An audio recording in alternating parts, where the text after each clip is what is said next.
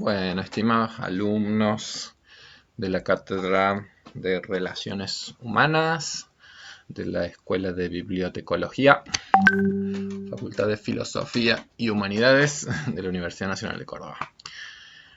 Buenas tardes. Con este video vamos a completar los temas que ustedes tienen en la unidad número 5 de nuestro programa, que por supuesto es la unidad con la cual ya habíamos empezado la semana pasada, ¿sí?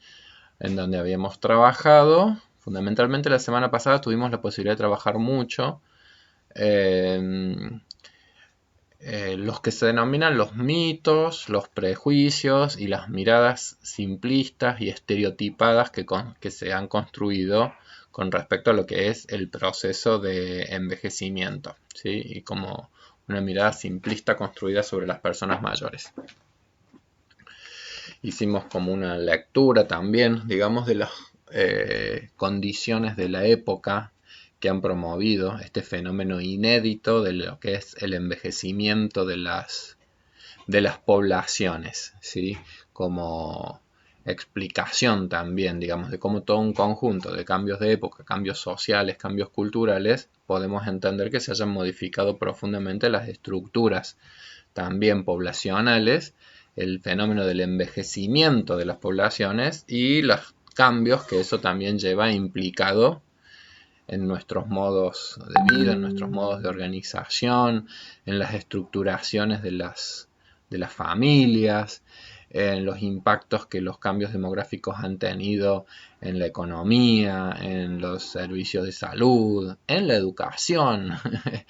Y un poco hasta eso es el motivo para que ustedes tengan también un texto en donde en el campo de la bibliotecología ya se hace como una lectura de la necesidad de introducir no solamente perspectivas de derechos humanos, perspectivas de género en la formación profesional, sino que ya se habla de la necesidad de incorporar una perspectiva de edad a la hora de pensar en la formación de los profesionales universitarios. ¿Por qué? Porque en realidad vamos a tener que poder atender, dar respuesta a necesidades específicas que vienen de la mano de este cambio de estructura poblacional que se va, como quien dice, consolidando en los países en desarrollo y en los países en vías de desarrollo. Bueno, esto es como haciendo una síntesis de muchos de los temas que trabajamos la semana pasada. Pero hoy nos vamos a concentrar más específicamente en lo que es la etapa en términos de la dialéctica intrapsíquica, interpersonal, de la integridad versus la desesperación ante la idea de la muerte. Es decir, vamos a hacer como un centramiento más bien en las ideas de Erikson, en la dialéctica crucial, como quien dice, de esta etapa, que Erikson la plantea en términos de integridad del yo versus desesperación, ¿sí? La desesperación ya es bueno aclararlo o es bueno irlo notando, es decir, es desesperación ante la idea de la muerte, ¿sí? Es decir, esa es básicamente la dialéctica yoica que plantearía Erikson como característica de la etapa de la vejez, ¿sí? Si nosotros, y es un poco lo que nos vamos como a concentrar en esta clase, ¿sí? Es decir, esta dialéctica, esta tensión entre la integridad del yo versus la desesperación, ¿sí? Por supuesto que vamos a hacer como alguna síntesis también de cosas que hemos visto previamente a lo largo del año.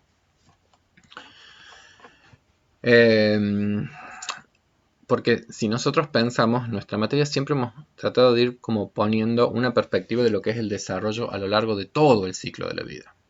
Entonces, cuando hablamos de esta etapa de la vida, no podemos ya en ningún momento olvidarnos que esta etapa de la vida, por lo tanto, va a ser una resultante de toda una trayectoria, la resultante de toda una síntesis. Que cuando vimos la semana pasada la idea de los estereotipos, justamente un estereotipo lo que hace muchas veces es como construir una mirada que es uno la amplía a todo un grupo. Los viejos son tal cual, los viejos, es decir, tendemos como a hacer una generalización cuando justamente es lo más difícil y es de las etapas, de todas las etapas de la vida, la etapa de mayor diversidad que nosotros vamos a encontrar. ¿Por qué?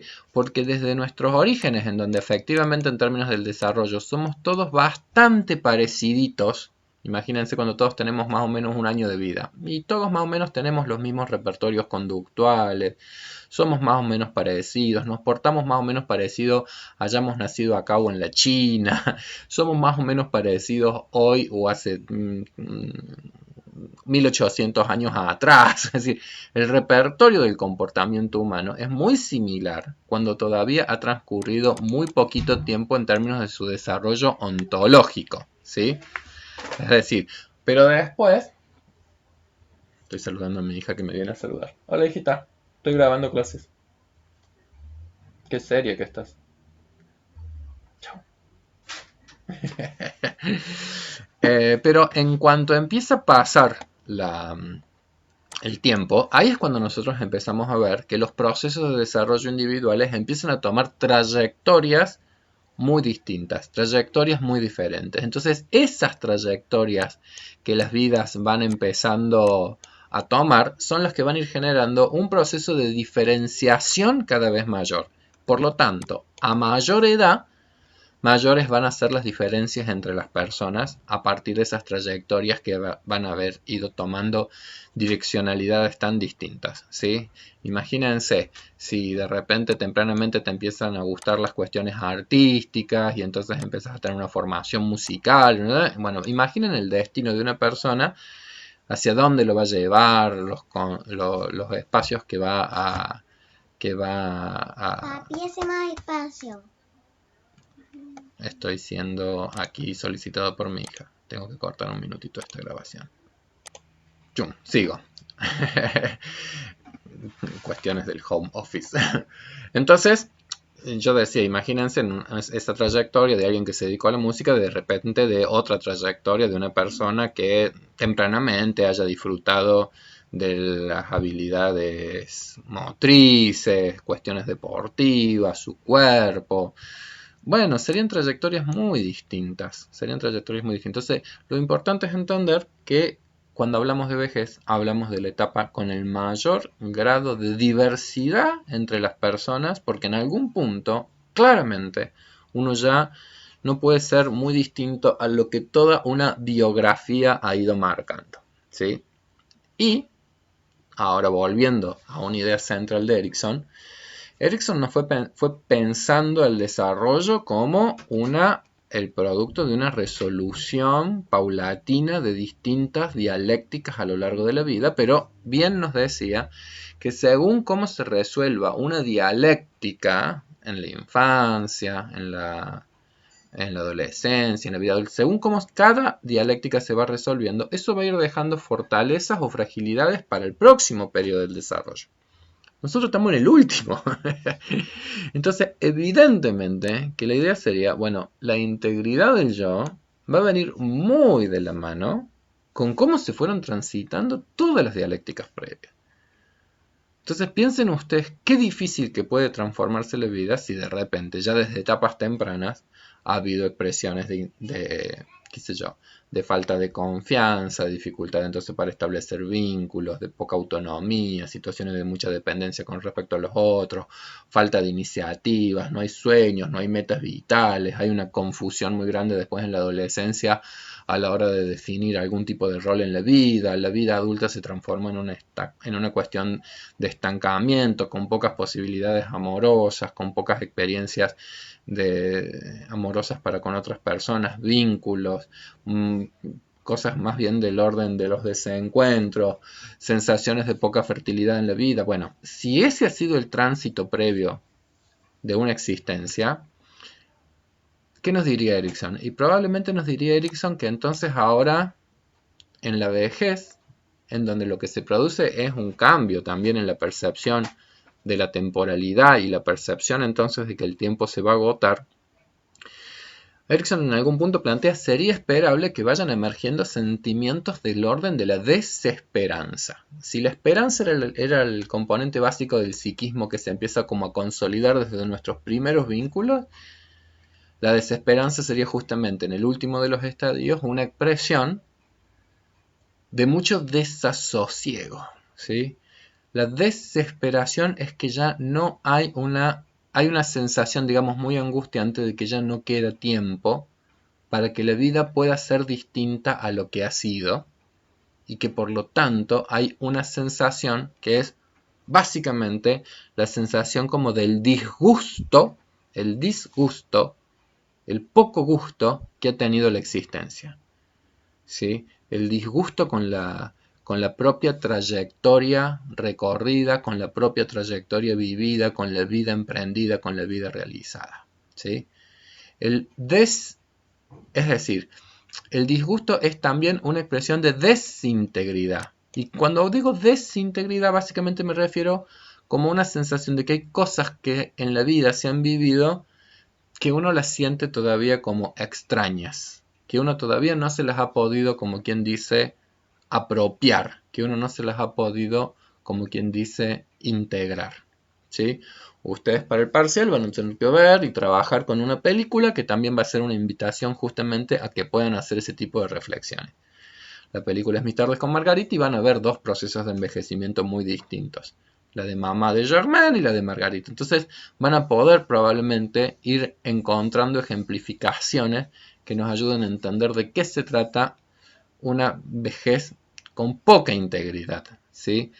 Es muy difícil que uno pueda, digamos, no es que sea tan sencillo de, qué sé yo, de que las personas mayores vayan a decir, yo estoy desesperado ante la idea de la muerte. No, no es que se exprese así, sino que esa desesperación está más bien expresada a través de comportamientos, de actos, de cuestiones que son del orden de las quejas, que son cuestiones del orden del desdén, del disgusto por la vida, del rechazo hacia los otros, de las dificultades vinculares. Es decir, todas esas serían como las múltiples expresiones de algo que no es que tan sencillamente uno va a decir, no, es que yo estoy desesperado ante la idea de la muerte.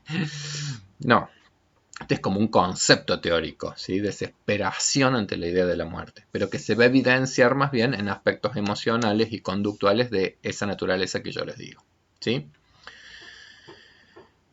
Cuando Erikson plantea que la dialéctica es integridad del yo versus la idea de la muerte, lo que también tenemos que tener en claro es que el proceso de envejecimiento efectivamente es de todas las etapas el que viene con una mayor cuota, para mi gusto, de desafío existencial. ¿Por qué? Porque efectivamente son múltiples,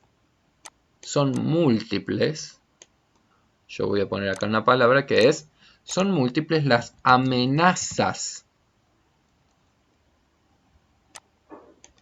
a la integridad yoica.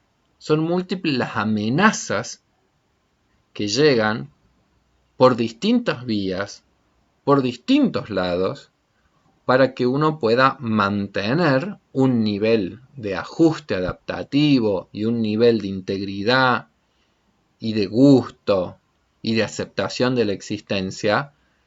Son múltiples las amenazas que llegan a estas percepciones de integridad. Cuando yo hablo del concepto de la idea de amenazas, me refiero además estrictamente, si retomáramos a las ideas de Baltes que vimos en algún momento, a la comprensión profunda de que con el proceso de envejecimiento efectivamente también se produce en el balance entre las ganancias y las pérdidas cada vez más pérdidas. Y eso sí es una característica específica de esta etapa. Si el proceso de desarrollo humano es un proceso de balance entre ganancias y pérdidas, en las primeras etapas del desarrollo nosotros solemos tener más ganancias que pérdidas. Pero a medida que vamos envejeciendo, el proceso nos lleva justamente a la dificilísima tarea de ir enfrentando cada vez una mayor cantidad de pérdidas. Ganancias también hay posibilidades de ganancias. Y de hecho Erikson decía, la ganancia del yo, si esta dialéctica se resuelve positivamente, es ni más ni menos que la sabiduría. ¡Wow! Palabra hermosa. Es decir, tener cada vez una mayor comprensión y un mejor juicio con respecto a lo que es la realidad. Lo que pasa es que la sabiduría en algún punto también va a implicar tener una comprensión de la finitud humana, va a ser también una comprensión de lo que son los procesos de pérdida, va a tener una comprensión de lo que es el destino humano, es decir, y es comprender cosas difíciles de comprender. Comprender también nuestra cuestión inacabada, comprender que han habido ilusiones a lo largo de nuestras existencias ligadas a cierta imagen tal vez omnipotente que construimos con respecto a nosotros mismos, ¿sí? Entonces, comprender esas cosas, obviamente que es una fuerza, y al mismo tiempo, la comprensión va a venir de la mano del tener que aprender a tolerar emociones como son las angustias existenciales, que son parte de nuestra condición, el descubrimiento de nuestro inacabamiento, el descubrimiento de nuestra incompletud. Todo eso hace a la sabiduría, pero no deja de ser justamente algo que va a ser el producto de la difícil tarea de la comprensión cada vez más profunda de la condición humana. Decía yo, amenazas entonces ante la integridad. Y amenazas que vienen por varios frentes. ¿Cuáles son esos frentes? Los frentes son los que tienen que ver con el cuerpo, con lo somático, y vienen múltiples amenazas a la percepción de integridad por el lado corporal, por el lado de las pérdidas, por el lado también de lo psíquico. Entonces vamos a ver que, por ejemplo, se van a producir en aspectos cognitivos y en aspectos emocionales distintos tipos de pérdidas, y también amenazas que vienen por el lado de lo sociocultural, ¿sí? Entonces, son múltiples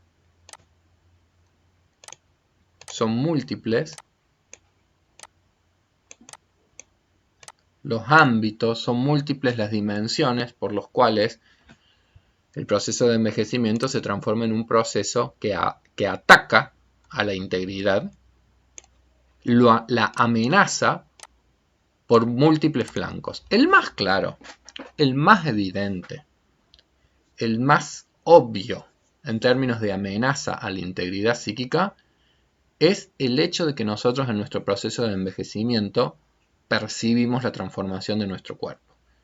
Y el cuerpo tiene un cambio, el cuerpo tiene una transformación enorme y va teniendo un proceso natural, normal, esperable de envejecimiento, que nosotros hemos dicho es el proceso de senescencia, y es en definitiva la pérdida paulatina de la funcionalidad de los distintos sistemas de órganos que van perdiendo paulatinamente sus capacidades adaptativas, y ese es el proceso normal y universal. A ese proceso normal y universal de declive de nuestra cuestión biológica se pueden añadir procesos singulares de enfermedad, distintos tipos de enfermedades que pueden ser aquellas que también restrinjan distintas funcionalidades, y por lo tanto nosotros podríamos hacer esa distinción.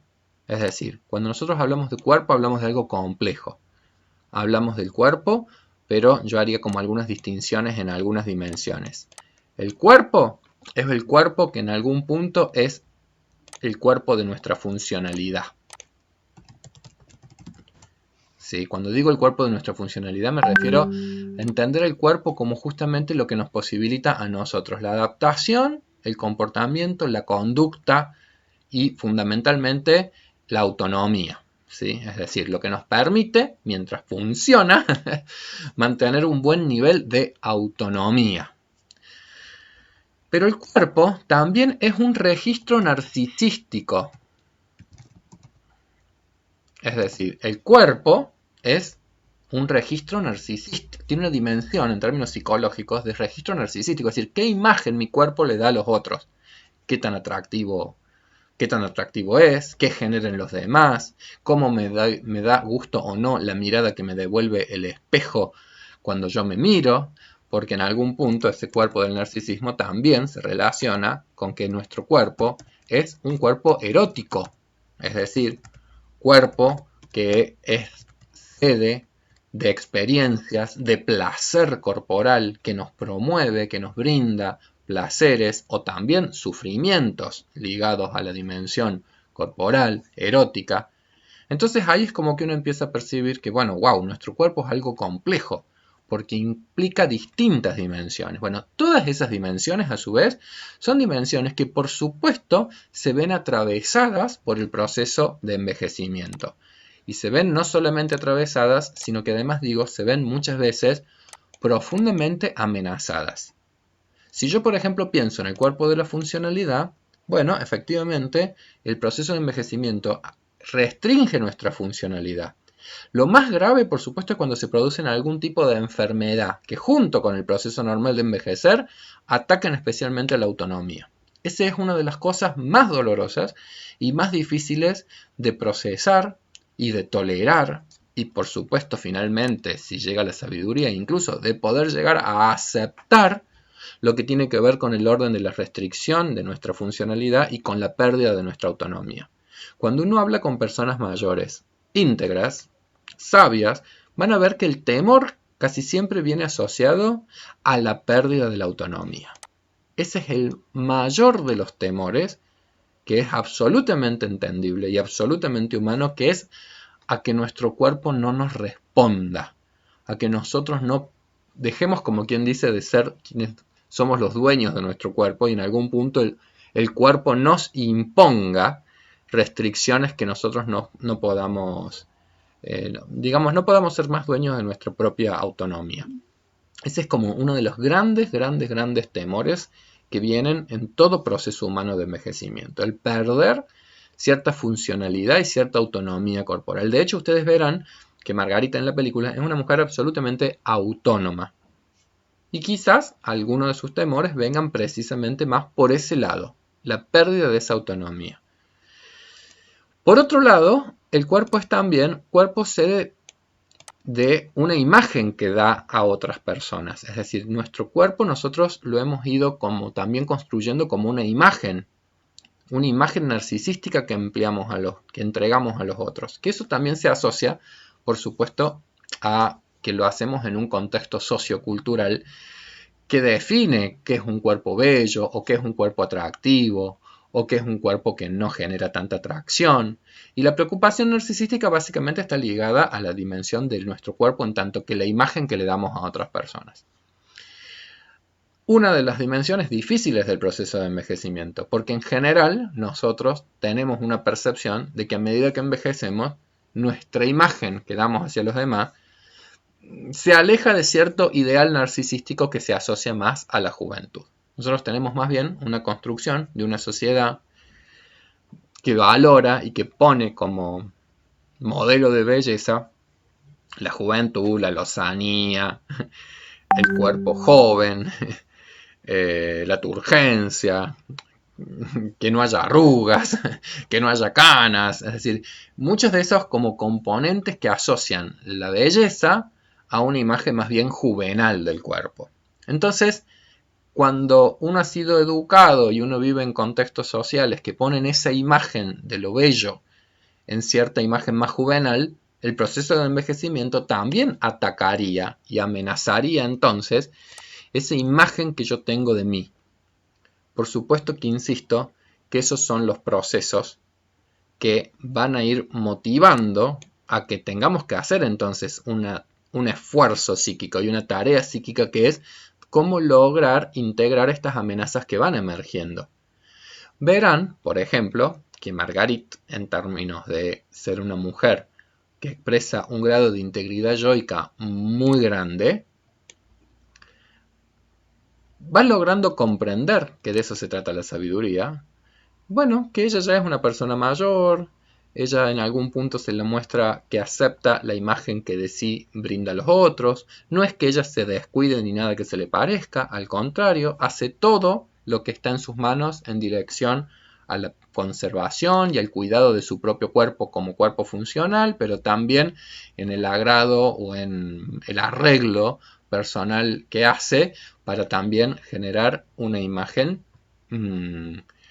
que sea, digamos, amable también para con los otros, como quien dice. Entonces, uno lo que va a percibir es que en el proceso de envejecimiento más íntegro, las personas no van a descuidar la imagen de sí, pero en algún punto también van a poder aceptar, y eso tiene mucho que ver con la sabiduría, lo que es el paso y comprender lo que es el paso inevitable en el proceso de desarrollo humano. Y quizás de repente la sabiduría también viene con poder descubrir que algunos aspectos de la condición humana, como la lozanía o la juventud, son aspectos efímeros, ¿sí?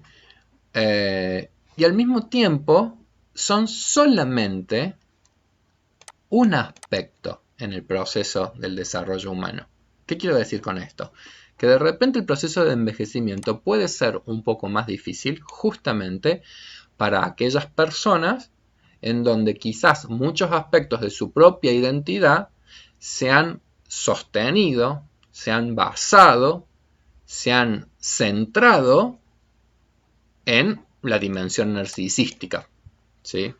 Por poner un ejemplo, digo, si alguien de repente en su vida ha puesto muchísimos aspectos de la autoestima y de la valía personal en aspectos como la imagen y aspectos como las dimensiones más narcisísticas, probablemente el proceso de envejecimiento sea un proceso que impacte más profundamente en una persona justamente porque el impacto más fuerte va a venir en estas áreas. Es decir, volviendo a un idea simple, imagínense que Margarit, en vez de ser una persona que ha tenido una trayectoria ligada a el estudio, la docencia, las ciencias, las artes, la lectura, etcétera, etcétera, si Margarit, en vez de haber tenido una trayectoria vital en donde muchos de los aspectos más importantes de su identidad están puestas en cosas que no están tan ligadas ni al cuerpo, ni a la imagen, ni a la belleza, si Margarit hubiera sido una modelo o si Margaret hubiese sido, qué sé yo, una conductora televisiva en donde el cuerpo tiene que ver con la imagen que da. Y probablemente es más factible que el envejecimiento se transforme en algo que lleve más a algo del orden como de un colapso narcisístico. ¿Sí?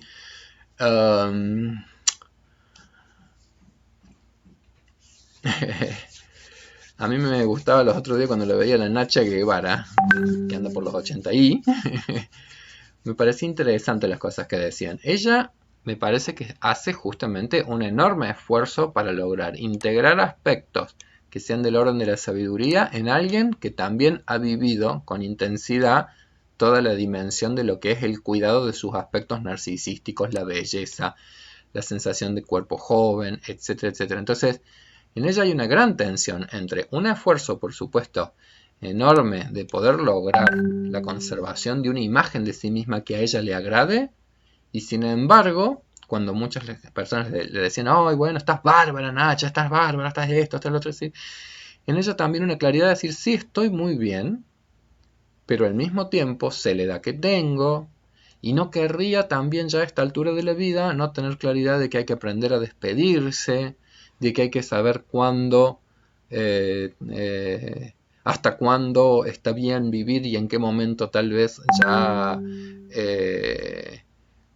uno tenga que aprender también a hacer un movimiento de desplazamiento. Es decir, realmente un ejemplo interesantísimo de lo que son las tensiones de esa etapa, ¿sí? En otras personas, insisto, puede ser que sea mucho más doloroso si uno no va logrando entender y comprender entonces esos cambios que en términos de representación uno da para con los otros. Ahí de nuevo se ve también las complejidades, es decir, porque pareciera ser que estar bárbaro, esa expresión de las otras personas, ay Nacha, estás bárbara, estás hermosa, estás no sé qué. Pero hay una contradicción porque digo, en algún punto pareciera ser que el estar bárbaro es estar con una imagen bastante parecida a la de una persona joven. A mí lo que me pareció sabio de la respuesta de Nacha era no estoy bárbara por parecer una persona joven. Estoy muy bien porque está muy bien con la vida. Está muy bien porque ha hecho muchas cosas para poder mantener muchos aspectos que son del orden de la integridad, de que su cuerpo no se transforme en algo extraño para ella, de que la imagen que le devuelve el espejo sea una imagen que a ella misma le agrade. Por supuesto que no hablo mucho, pero la dimensión erótica también está presente, es decir, sigue siendo un cuerpo erógeno, sigue siendo un cuerpo que goza de relaciones, de vínculos, de enlaces con otros. Entonces todo eso hace a su integridad, pero al mismo tiempo una claridad de que no se trata de solo el responder al patrón juvenal, solo responder al patrón de que la buena vejez sería la que no es vejez, sino que parece juventud. No, ella daba cuentas de que está comprendiendo bastante bien aspectos de lo que es la sabiduría. Un interesantísimo ejemplo. En cambio, digo, en otras personas, de repente ese proceso de envejecimiento, cuando el cuerpo se va alejando de ese ideal juvenil, para algunas personas puede ser vivido como un colapso narcisístico, como algo realmente muy intolerable, ¿sí? Yo les voy a leer unos pedacitos de un texto de Jorge Luis Borges y otro texto de una escritora argentina, Silvina Bullrich, en donde se nos van a evidenciar diferencias en los modelos de cómo se va viviendo el proceso de envejecimiento. Bueno, hemos dicho muchas de las amenazas entonces que vienen por el orden del cuerpo, ¿sí? Habría que agregar, porque la dimensión erótica del cuerpo es también otra de las áreas en donde digo, no solamente están las amenazas, sino que además, por supuesto, acá más se hace evidente que si bien yo hago esta distinción de dimensiones, cuerpo, cultura, todo esto viene entrelazado. El cuerpo, justamente, es lo que culturalmente más está atravesado por una época social, y en la actual el prejuicio más fuerte con respecto al envejecimiento es el que asocia el envejecimiento con la pérdida de la sexualidad, con la pérdida del interés erótico, con la pérdida de la sensualidad, es decir, o la idea de asociar el envejecimiento y la sexualidad como si fuese una expresión de perversión. La imagen de la abuelita es la de una señora más bien asexuada. Entonces, todo eso tiene que ver con una cultura que ha puesto como el foco más bien en deserotizar el cuerpo a medida que nosotros vamos envejeciendo.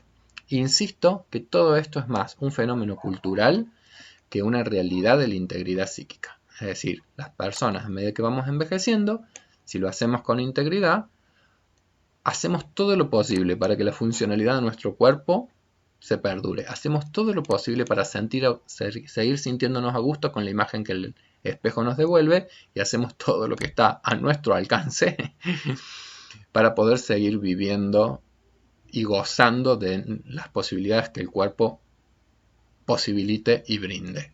No hay nada en el proceso de envejecimiento que se asocie a la pérdida ni del deseo sexual ni cosas por el estilo. Eso no es parte del proceso normal de envejecimiento. ¿Uno puede perder el deseo sexual? Sí, por supuesto que lo puede perder por miles de motivos que no son el proceso de envejecimiento. O sea, el proceso de envejecimiento per se no es algo que a nosotros vaya a transformar nuestra naturaleza de seres sexuados, de cuerpos que son erógenos desde que nacemos hasta que morimos, ¿sí? Bueno, les había dicho que también las amenazas a la vida, a la integridad yoica, vienen por el lado de cambios psíquicos que se van produciendo. Bueno, en ese punto yo hablaría básicamente de dos temáticas que para mi gusto son importantes. Hay cambios psicológicos, hay pérdidas que se producen estrictamente en una dimensión cognitiva, ¿sí? Es decir, el proceso de envejecimiento viene con algunos cambios cognitivos, es decir, en aspectos de la inteligencia, en aspectos del lenguaje, en aspectos de la memoria, en aspectos de la atención, bueno, en todas esas dimensiones que son dimensiones cognitivas se van a producir, a ver si puedo, ahí está, en todas esas dimensiones se van a producir fenómenos de pérdida. En algunos aspectos y en otros aspectos se van a producir continuidades o se van a producir incluso algún tipo de mejora, ¿sí? Entonces, pero lo que te amenaza es la pérdida, no es la ganancia. Lo que amenaza la integridad y las sensaciones de integridad no es lo que se conserva, es lo que se pierde en el proceso de envejecimiento. Entonces, eso constituye una amenaza. ¿Hay aspectos de la inteligencia que se conservan a medida que van pasando los años? Sí. Pero hay aspectos de la inteligencia que tienden a declinar también. Voy a poner un ejemplo que es como el más prototípico, es decir, la velocidad con la cual nosotros procesamos la información, que es un aspecto como básico de nuestra competencia cognitiva, la velocidad con la cual podemos hacer las cosas, la velocidad con la que podemos aprender, la velocidad con la que podemos razonar, la velocidad con la que podemos responder un problema, la velocidad con la cual podemos memorizar algo o con la que podemos aprender una nueva habilidad cuando somos jóvenes y cuando somos mayores, no es la misma. No es la misma. No es la misma. La facilidad con la cual se aprende una lengua extranjera no es lo mismo a los 20 que a los 40 que a los 70. La facilidad con la cual podemos llegar a memorizar informaciones no es la misma a los 20, a los 30, a los 60, a los 90. Entonces hay muchos aspectos de nuestro funcionamiento cognitivo, fundamentalmente lo que se denomina la inteligencia fluida. No fluimos con tanta facilidad. Con las memorias episódicas no andamos tan atentos y entonces somos un poco más ineficientes en algunas tareas que requerirían de mayor grado de atención para que se registren mejor algunos detalles de la vida cotidiana. Entonces somos más de olvidarnos si ya conté cierta cosa a alguien o no la conté, si ya hice cierta acción o no la hice, o ciertas acciones que se hacen sin atención, entonces después no tenemos un buen recuerdo de si fueron realizadas o no fueron realizadas. Uy, cerré o no cerré la puerta, tomé o no tomé la pastilla. Hay montones como de fallos que empiezan a ser como más habituales a medida que nosotros vamos envejeciendo. Fundamentalmente lo vamos a percibir en que tenemos un proceso de aprendizaje que es un poco más lento que en otros momentos de la vida. En términos atencionales nos cuesta más querer emprender muchas acciones de manera simultánea o en paralelo, y seguimos siendo eficientes si hacemos las cosas, como quien dice, concentrados en un punto. Entonces, ese tipo de declives en nuestro funcionamiento cognitivo se van haciendo más evidentes, ¿sí?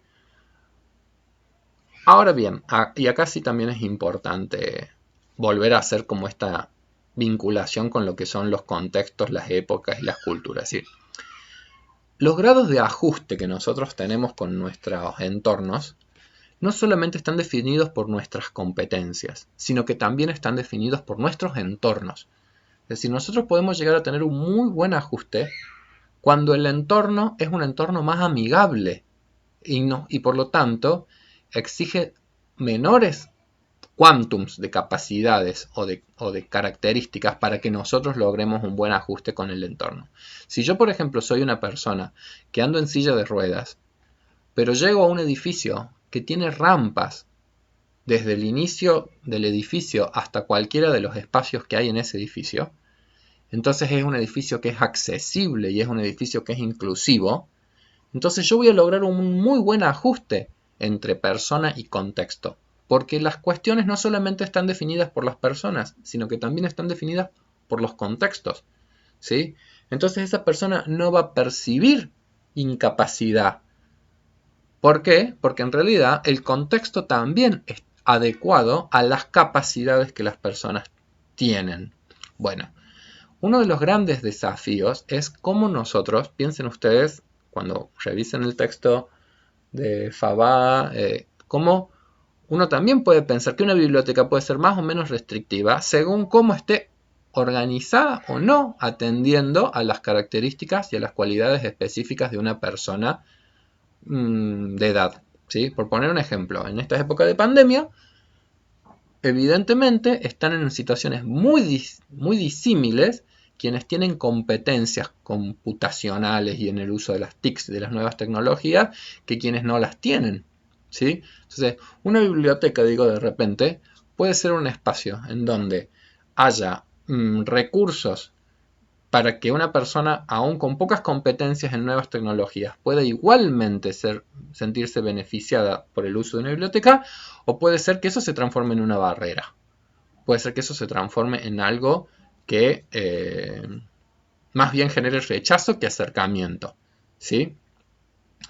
Entonces uno tendría que poder empezar a pensar en esa dimensión. Es decir, que un contexto también puede moldearse en dirección a que genere un mayor grado de inclusión con un otro, aun cuando ese otro vaya teniendo algunos déficits en algunas de sus competencias o declives en algunas de sus capacidades. ¿Qué quiero decir con todo esto? Que nosotros lamentablemente vivimos en sociedades que son viejistas y que como son adultocéntricas, pareciera ser que está todo más bien pensado para una persona adulta en la plenitud de sus capacidades y sus posibilidades. La sociedad y el contexto podría ser mucho más amigable si lo pensásemos distinto, es decir, cómo construir espacios en donde las presiones que ejerzan en términos adaptativos para con los miembros sean las menores posibles para que la mayor cantidad de personas puedan verse favorecidas por contextos que los incluyan. ¿Sí? En estas sociedades, en general, las cosas pareciera ser que tienen que ser al estilo fast food. Las cosas tienen que salir rápido, las cosas tienen que salir bien, las cosas tienen que ser tipo McDonald's. Es decir, en la fila tiene que estar 3 minutos y la comida tiene que estar lista. Tiene que estar... Entonces, en sociedades en donde de repente se pone el valor en la velocidad, en la eficacia, en la perfección, en un... Bueno, ese tipo de valores que una cultura de repente define y prioriza, si pones como valor la velocidad y la eficacia con la cual se tienen que hacer ciertas cosas, una persona mayor está en desventaja. ¿Sí? Pero lo que genera desventaja es sobre todo el contexto que lo define. Es sobre todo un contexto. Nosotros hoy no nos aguantamos la lentitud con facilidad. Pareciera ser que el ritmo tiene que ser alocado, veloz, incesante, fast food. Bueno, tiene que ver con una cultura, tiene que ver con una época, tiene que ver con algo que efectivamente hace que estas sociedades no sean precisamente las más adecuadas, quizás, las más inclusivas a las personas a medida que envejecemos. Por supuesto que también por eso se entiende que haya tanto prejuicio con respecto al envejecimiento, tanto estereotipo construido con respecto a lo que son las personas mayores, tantos estereotipos en las cuestiones laborales. ¿Quién querría incorporar en su trabajo a una persona muy mayor? De repente nos perdemos justamente de entender que junto con algunos procesos que son de declive en el proceso de envejecimiento, hay otro montón de cosas en donde hay ganancias, ¿sí?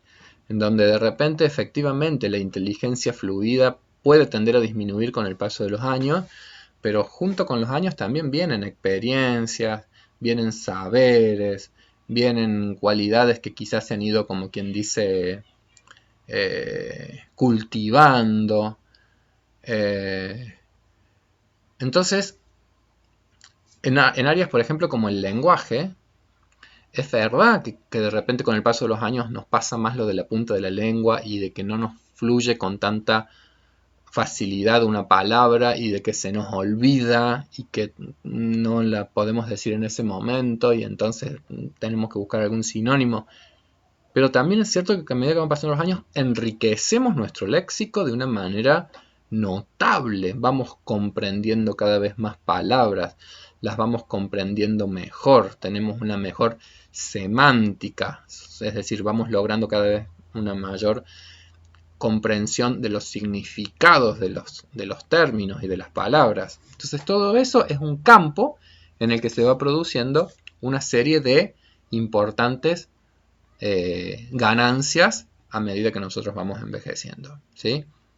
Por supuesto que todo lo que es del orden de lo ganancioso no genera amenazas, no es una amenaza a la integridad yoica. Y es lo que el prejuicio a veces no permite observar. A mí en general me gusta mucho trabajar con las personas mayores porque sé de la riqueza que hay en una vida de cualquier persona que tenga 60, 70, 80 años. ¿Sí? Ahí detrás hay una biografía muy interesante. Cuando digo interesante, digo, a mí me genera interés conocer cómo alguien llega a los 60 o a los 70 años y siempre hay historias de lucha por detrás, de esfuerzos adaptativos muy grandes. Salvarezza dice algo muy bonito que es algo así como cuando nosotros vemos una persona de 60, 70, 80 años, en general tendemos a asociar la vejez a la fragilidad. Y al contrario, dice él, si vos ves a una persona de 80 años, esa persona es la más fuerte de su generación, es la más fuerte de su cohorte. ¿Cuántos quedaron en el camino? Es decir, ¿cuántos no llegaron de sus compañeros generacionales a la edad que esa persona tiene? Entonces, lejos de estar ante personas y ante idea de lo frágil, estamos muchas veces entre las personas más fuertes de su grupo.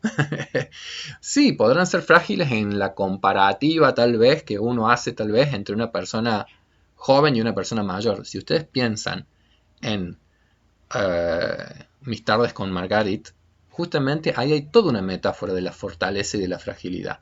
Germain es grande, está en la adultez, es un monstruo de su tamaño, de su fuerza y de su...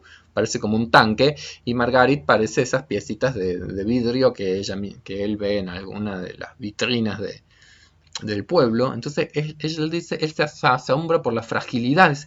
Es tan frágil, es tan chiquitita, es tan flaquita, está tan viejita, parece una pasita de uva, le haces así y se rompería.